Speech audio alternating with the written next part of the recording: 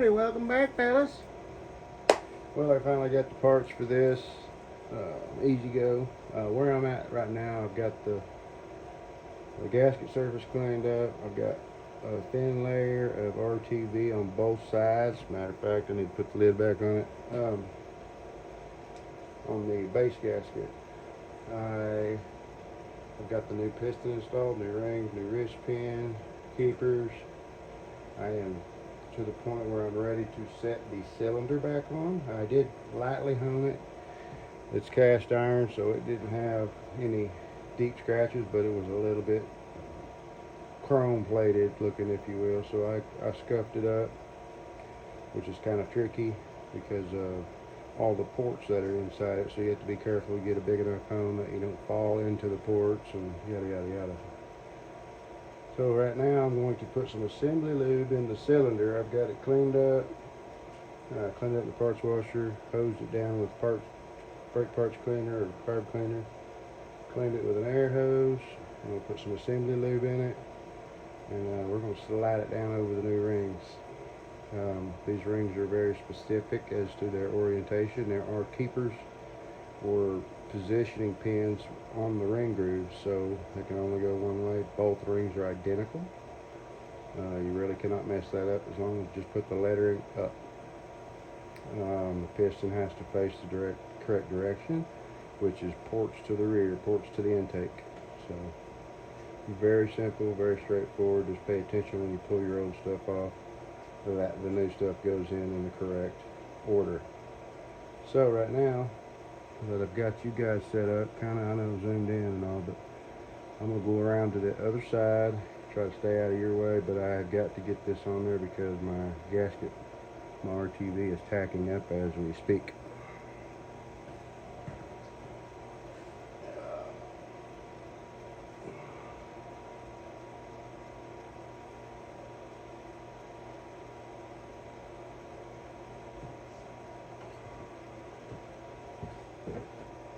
Go ahead and smear some assembly lube in here because we don't want a dry start.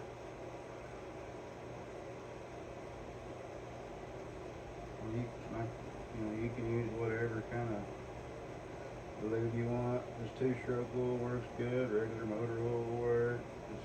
You just need to get something in there.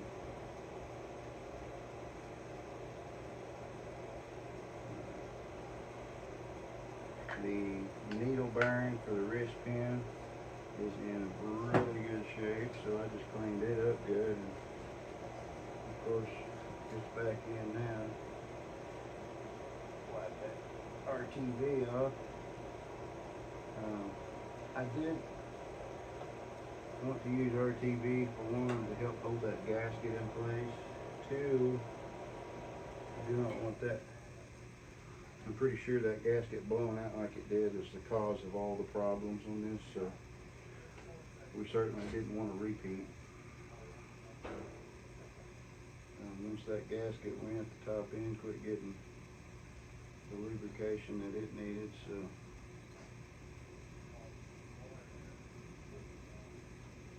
alright, I think I'm ready. This is going to be kind of a pain because this head is so dadgum heavy. So trying to get it to hold it in position and get it all started is going to be less than ideal and less than fun, but here we go. There is a bevel, so that's very advantageous. You just got to make sure that you don't get your rings messed up.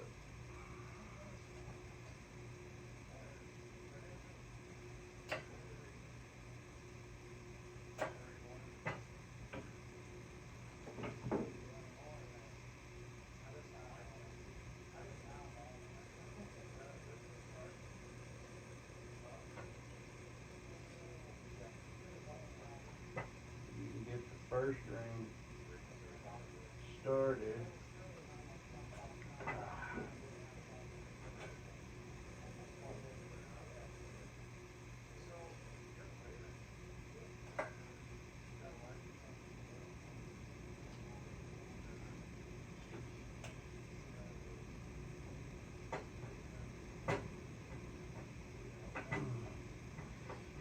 be careful, because if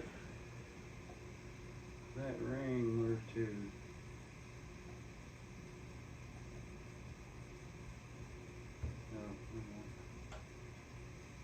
you gotta, there. You got to make sure there's little pins in there, locating pins.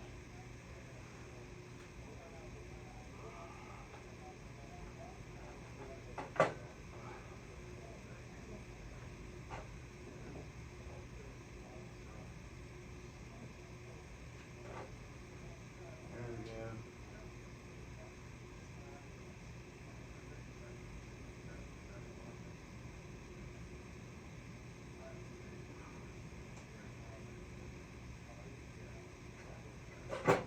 Perfect. Extremely well.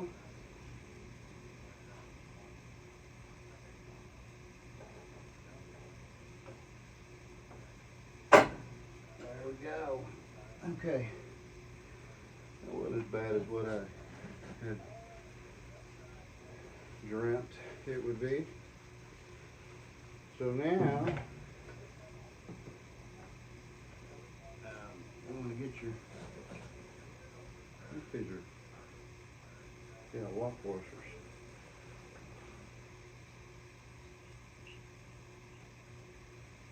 Put your lock washers on.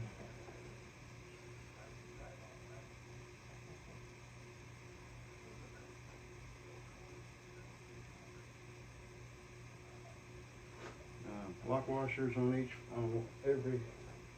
look, there's 4 of them. So your lock washers and your nuts on all 4. I will get that done, and when I come back, we'll proceed to turn this thing over slow. Before we get too much together, we'll turn it over slow, make sure we're good, maybe squirt a little bit more oil down the spark plug hole, make sure we're good and lubricated top and bottom, and probably assemble the reed plates, the intake, and then maybe do a compression check. Yeah, let's do that. Remember, before, our compression was like 25, so not good. Alright, fellas, little update here. I got about, I don't know, 90% of this back together. The reed plate is cooking in the ultrasonic currently. It had some schmew on it, so I decided I'd bake it for a little bit, let it boil, get all that crap off of it. Then got 2 new gaskets for the reed plate intake, so we'll put a thin coat of RTV on that, slap it back together, then I'll get the exhaust put back together, and I'll give it about an hour for this RTV to kind of set up and do its thing, and then I'll bring you back at that point. We will do a quick compression test, and then we will make sure that the fuel system is functioning properly. But what I'll do to run it before that, I'll go ahead and mix up some 50 to 1 if I don't already have some mixed up, and we'll run a little test tank, just so that we know that this thing is running on oil for sure. Then we can kind of diagnose. I do know that the 2-stroke tank, the oil tank over there, leaks a little bit because there's a puddle underneath it on the table. So we'll look at that. We'll get it buttoned up. I am going to get with the customer. If it were me, I would completely do away with the self-injection, the self-oiling portion of this. I would just take that pump off, not worry about it, get rid of all the linkages, and I would just mix my own. But that's going to be entirely up to her. So, but anyway, once the reed plate is done, it likes about 10 minutes or so. I'll get that on, get the exhaust on, and then when I bring you back, we will do a compression test to have something to compare the previous readings. So I already put my finger over the hole and turned it over by hand, and there's definitely compression there, so we will see where we're at. Okay, fellas, well, I've got it back together. You can see gasket on either side of the reed plate with RTV. That's high temp. The base gasket, obviously, you saw has RTV on it. It's been about 2 hours or so on that base gasket, so those have been about 30 minutes, 45 minutes, so it'll be fine. I do not have the spark plug wire on. I have the compression tester in. Believe it or not, there are no extra bolts. Nothing's left over, so I propose we see what our compression is. Let me key on.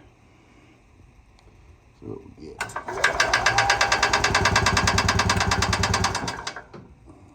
Well, with brand new rings, brand new piston, looking like somewhere around 110. Let's do it one more time. And the way these work, you push the accelerator pedal to get it to crank, so we go all the way down. That's wide open throttle.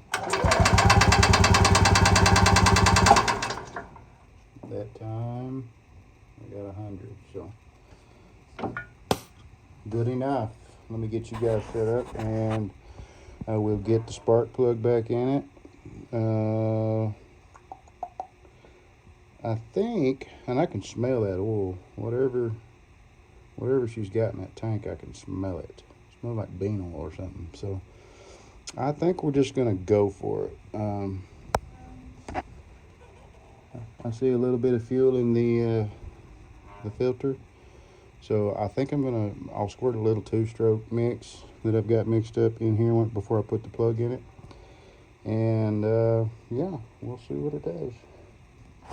Well, fellers, I had trouble getting it to go, so I kept messing with it. Finally, I got her to lick off, and as you can see, it was flooded. Oh my gosh. Let this clear out a little bit, and I'll bring you guys back, and I'll fire it up for you. Woo.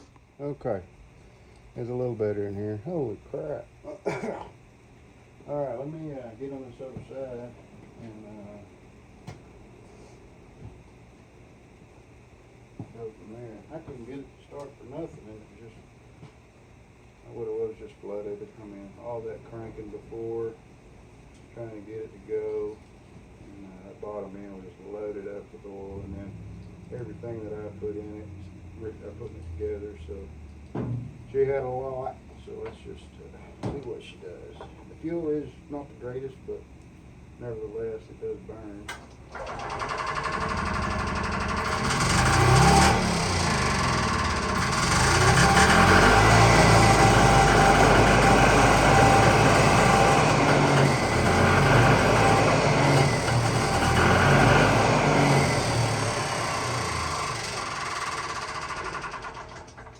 That was forward. Let's try reverse.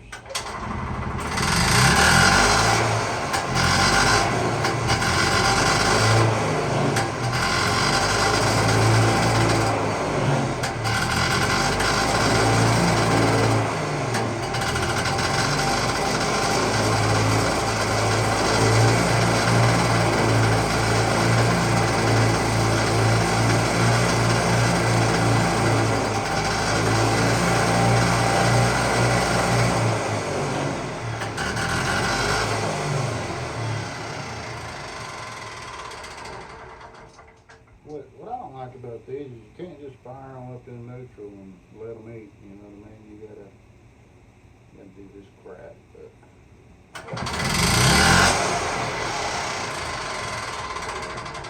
So this is with choke off and just mashing on it like you would to start it and take off.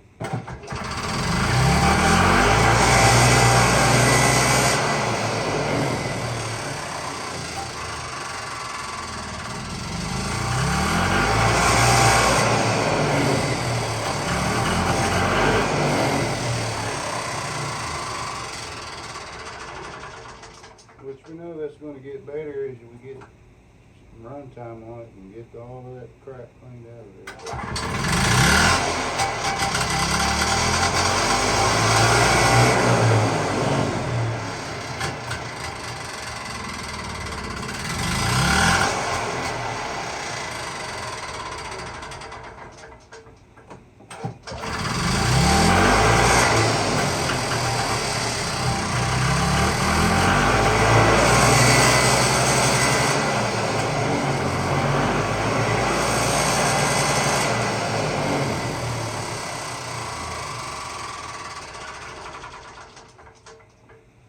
So there you have it.